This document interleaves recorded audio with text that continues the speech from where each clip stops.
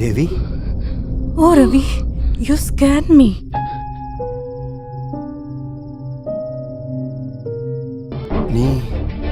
நீ எப்படி இங்க? ஓஹோ, அப்படியா? இது என்னோட வீடு. அத நான் தானே கேட்கணும். நீங்க எப்படி இந்த வீடு கண்டுபிடிச்சீங்க? ஓ, அந்த மெசேஜ் அது வந்துடுச்சா? எந்த மெசேஜ்? என்ன ரவி, இன்னைக்கு காலைல கால் பண்ணி என்னெல்லாம் சொன்னீங்க? எனக்கு கால் பண்ணி பாசன் சொன்னீங்க. பார்வதிக்கு உடம்பு சரியில்லை. இல்ல, வருவேன், கொஞ்சம் லேட் ஆகும். பார்வதிக்கு உடம்பு சரியில்லை அப்படி நீங்க தானே சொன்னீங்க. எனக்கு தோணுச்சு something was backing you. கொஞ்ச நேரம் கழிச்சு தான் இந்த வீட்டு அட்ரஸ் மெசேஜ் பண்ணேன்.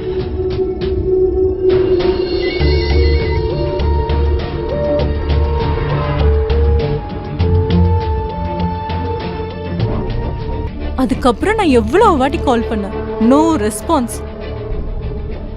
என் கையில போன் இல்ல. நான் இன்னைக்கு நீங்க வரமாட்டீங்கன்னு நினைச்சேன். அப்புறம் பார்வதிக்கு கொடுத்த மாதிரி எனக்கும் சர்ப்ரைஸ் இருக்கா? அதுதானே பிளான்? என்ன இவ்ளோ நர்வஸா இருக்கீங்க?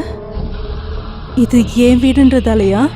எல்லாருக்கும் பயந்து இவ்ளோ நாளா நம்ம லிஃப்ட்ல ஒளிஞ்சுக்கிட்டு ஆஃபீஸ் ரெஸ்ட் ரூம்ல என்னென்னமோலாம் பண்ணியிருக்கோம். இன்னைக்கு இந்த வீடு நமக்கு மட்டும்தான். இப்படி ஒரு நாள் எதிர்பார்த்து தானே பார்வதி கிட்ட இவ்வளோ நாளும் போய் சொன்னீங்க. எனக்கு நம்ம வேண்டாம். வாட்? எனக்கு தெரியும் நீங்க ஏன் மூட் அவுட் ஆகுறீங்கன்னு. இவ்வளோ நேரம் டிரைவிங், ஒவ்வொரு முறையும் பார்வதிக்கு துரோகம் பண்றன்ற குற்ற உணர்ச்சி. எனக்கு குற்ற உணர்ச்சி இருக்காதா?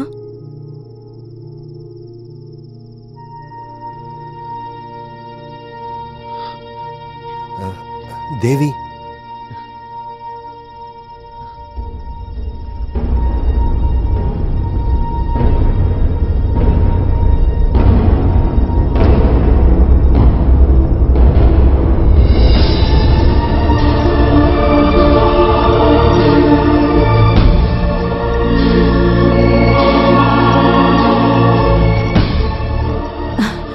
இதுவரைக்கும் பார்த்தது இல்லையா?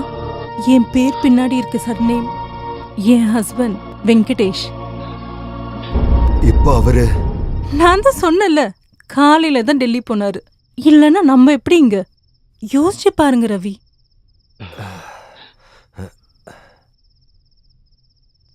நம்மளை பத்தி உன் புருஷனுக்கு தெரிஞ்சா? ஏன் இப்போ இப்படி கேக்குறீங்க? என்னால அதை யோசிச்சு கூட பார்க்க முடியல. என் அம்பி உடைஞ்சு போயிடுவாரு. இப்ப எதுக்கு அதை பத்தி பேசுறீங்க? அவருக்கு எல்லாம் தெரியும். வாட்?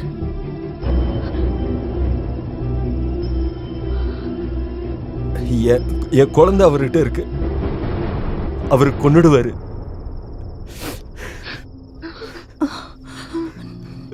நோ.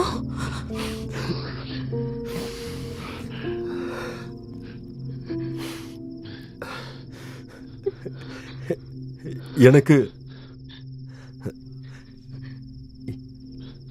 என் குழந்தையை காப்பாற்றணும். வேற வழி இல்ல தேவி. நம்ம செஞ்ச பாவத்துக்கு நாம தண்டனை அனுபவிக்கணும் தேவி. அதுதான் அவருக்கு வேணும். அதுக்கு எதுவும் தெரியாத என் குழந்தைய பலி கொடுக்க முடியாது.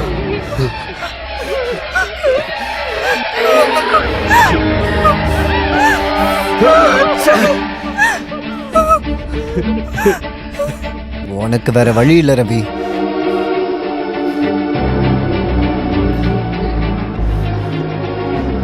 முடியல, என்னால முடியல. Come on, do it. என்னால எப்படி கொல்ல முடியும்? ஆனா என்னால முடியும். ஒரு சாவு நிச்சயமா நடக்கும். எதுவும் தெரியாத 6 வயசு குழந்தை சாகிறத விட இவ சாகிறது மேல்.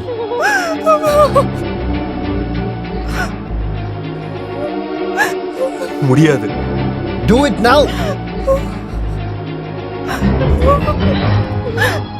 No. Ravi, no. No, Ravi. Please. Please, Ravi. I'm sorry, Devi.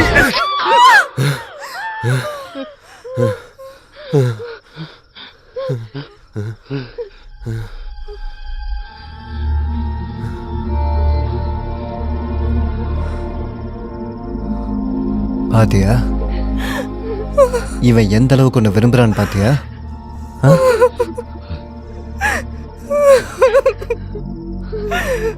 நான் சொல்றதுக்கு நிறைய காரணங்கள் இருக்கு தேவி.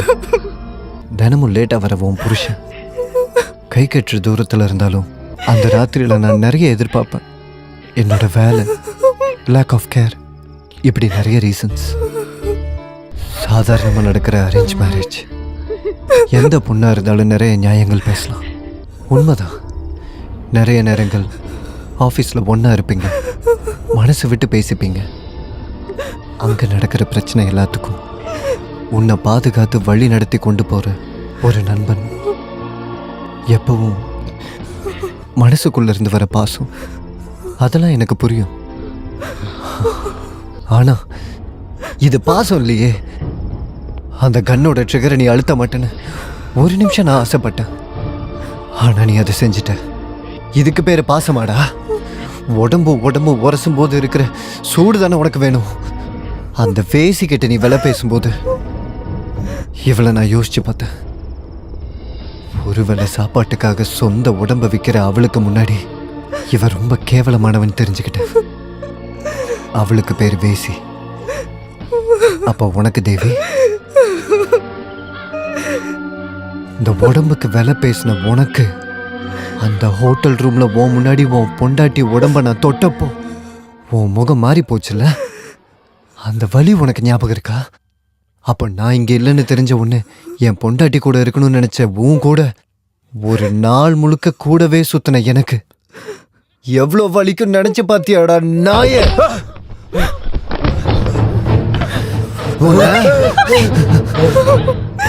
அம்பி,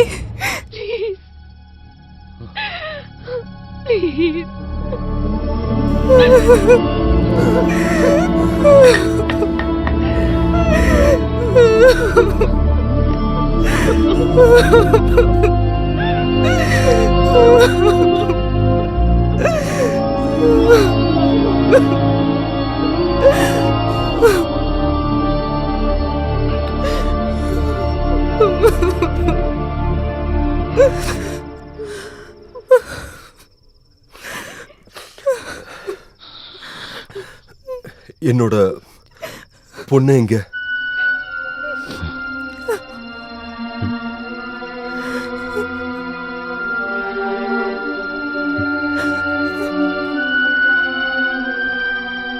அம்மு சேஃபா இருக்கா உங்க வீட்லயே?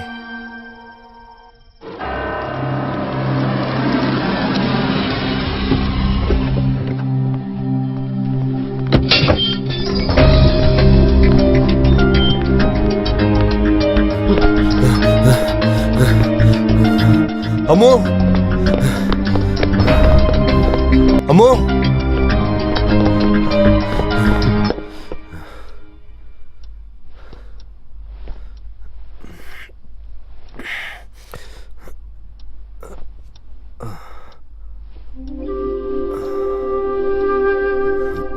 அம்மு. அப்பா,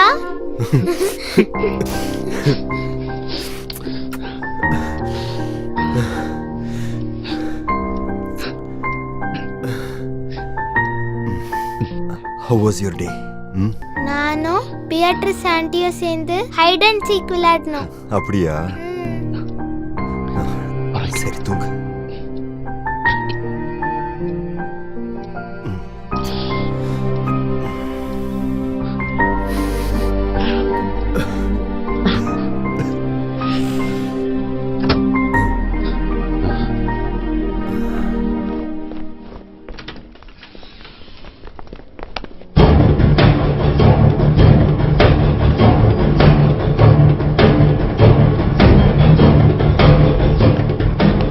வேண்டாம் ரவி.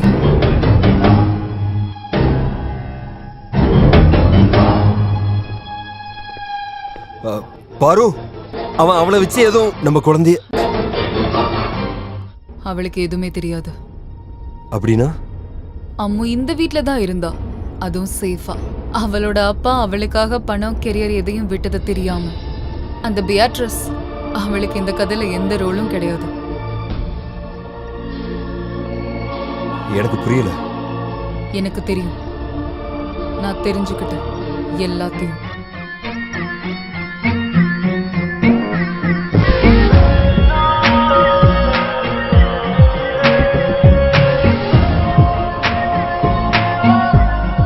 Hello,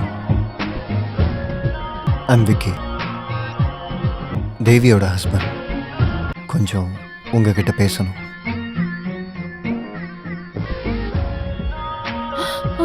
hello Ravi, Ammu. அவன் அழிச்சது என்னோட பணம் மட்டும் இல்ல பாரு. நம்ம குழந்தைக்காக இத்தனை வருஷமா. நம்ம பணத்தை அழிச்சிட்டான்னு யாரு சொன்னது?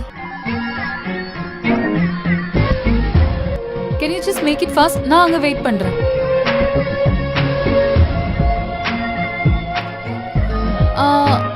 இல்லனா வேண்டாம், நான் ஆஃப்டர்நூன் வரேன். அந்த ஸ்லிப்பை கொடுங்க.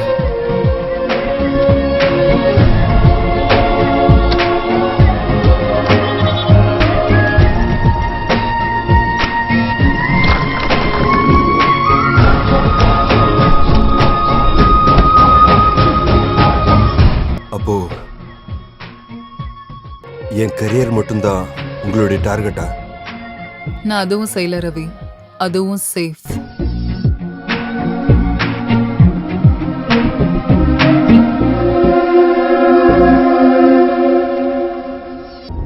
நீங்க எதையும் இழக்கல ரவி. கெரியர், பணம், அம்மு, எதுவும். அப்ப என்ன ஏமாத்துனீங்களா? ஒரு பகல் ஒரு ராத்திரி.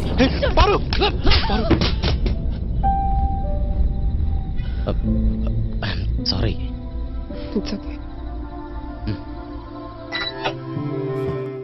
நல்லா இருக்கு. I deserve it. அப்போ நீங்க? ஆமா, நாங்க ஒரு நாளாவது நீங்க இதை அனுபவிக்கணும்னு நினைச்சோம். பாச வைக்கிறவங்களை ஏமாத்தினா வழி எப்படி இருக்கும்னு அவர் என்கிட்ட எல்லாத்தையும் சொன்னதுக்கு அப்புறம் நடந்த நாட்கள். எனக்கு எனக்கு என் மேலேயே பெரிய கோவம். பாசம் இருக்க மாதிரி என்கிட்ட நடிக்கும் போது, உங்களோட வேர்வையிலையும் பாசத்திலையும் வேற ஒருத்தர் இருக்கான்னு நினைக்கும் போது, நீங்க எதையும் இழக்கல ரவி. உன்னை தவிர எது சொன்னாலும் நம்புற உங்க பொண்டாட்டி இனி உங்களுக்கு இல்ல.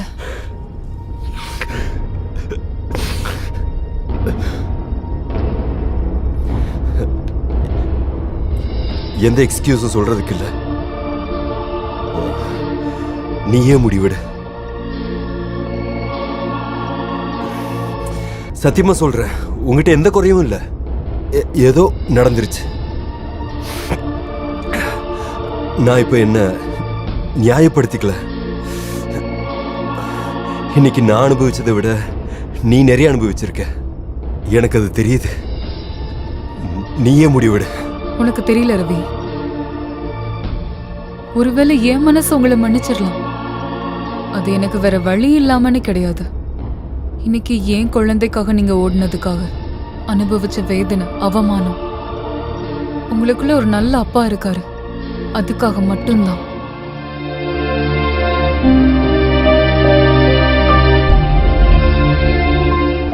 ஆனா ரவி, நான் உன்னை கேட்கட்டுமா? தேவியோட இடத்துல நான் இருந்திருந்தா என்ன நீங்க மன்னிச்சிருப்பீங்களா?